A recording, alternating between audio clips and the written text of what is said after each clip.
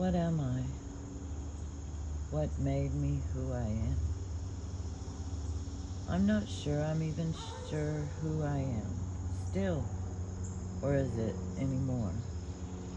What could I have been without some of what has been that makes me what I am? Am I my daddy's good helper? Just a tool for his glory? A feather gone bad in his cap? An evil seed of his? Or his mirror? Mom told me I was just like him. I did copy him a lot. I copied him in being critical of her, that's for sure. I didn't want to be like Mom. I cringed seeing her in the mirror still. She was all serious and grumpy about her life, which to me seemed to be centered around housework. Dad's fishing and hunting seemed more fun. I had to do the housework to get to the fishing. Am I my mother now? I'm quite serious about cleaning now, just like her. I don't wake others on Saturday mornings with pots and pans banging to hop right to it. So maybe not. I can't seem to relax in a house with dishes in the sink. Perhaps it's because I like to eat, and she wouldn't cook in a dirty kitchen. As a child, I noticed. I'm made of curiosity and observance. I paid attention. It became obvious that Dad did what he wanted, when he wanted. Whatever he wanted was never too expensive.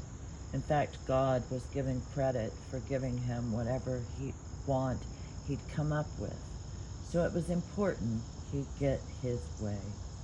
The house tap danced around Daddy's approval. He's who God talked to. Mom, however, suffered a martyr. Suffering not in silence, but screams, at least around us kids, me in particular. She punched down quite often, rarely up.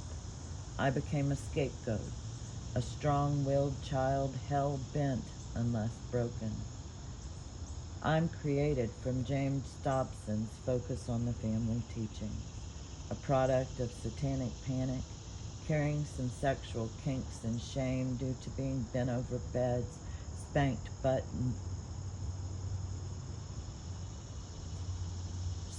bare butt, feeling cool breezes just before, after, and between hot stings from belts as my hands must stay out of the way lest I get more.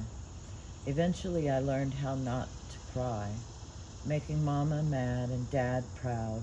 I have mixed up love and pain for much of my life, sought love in all the wrong places like the song sings. I am made up of having to tell them I love them after getting beaten, usually for what my sister said I did, not what I'd done. This is carried on into adulthood. Sister makes a claim, I get punished.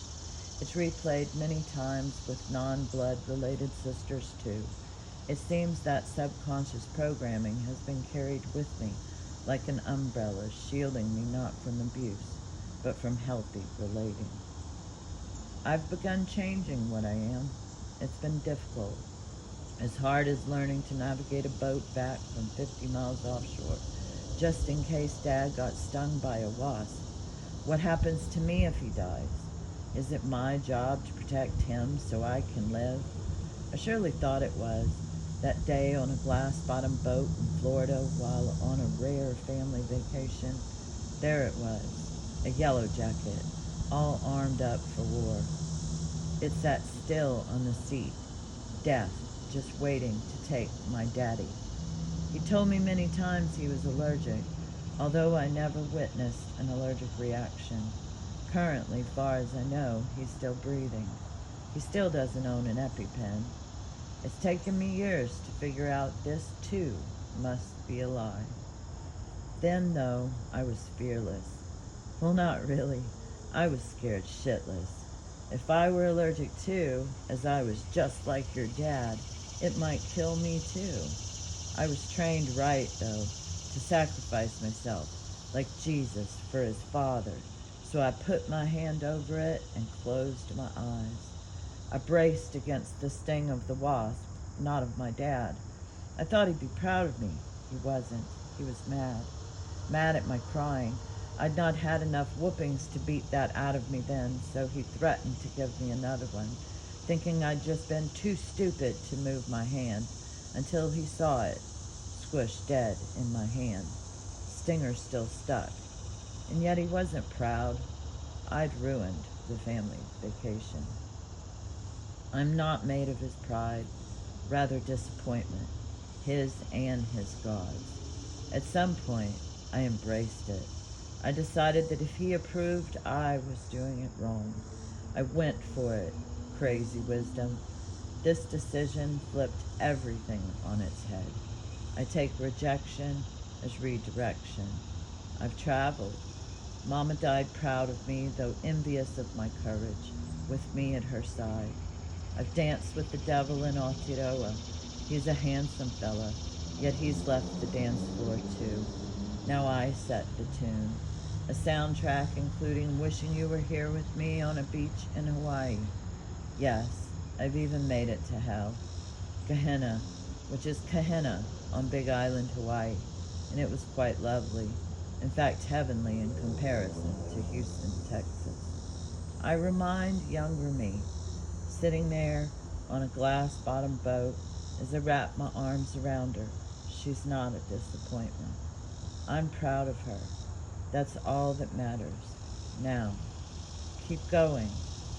It'll all have been worth it. Your tears are precious, as is your heart.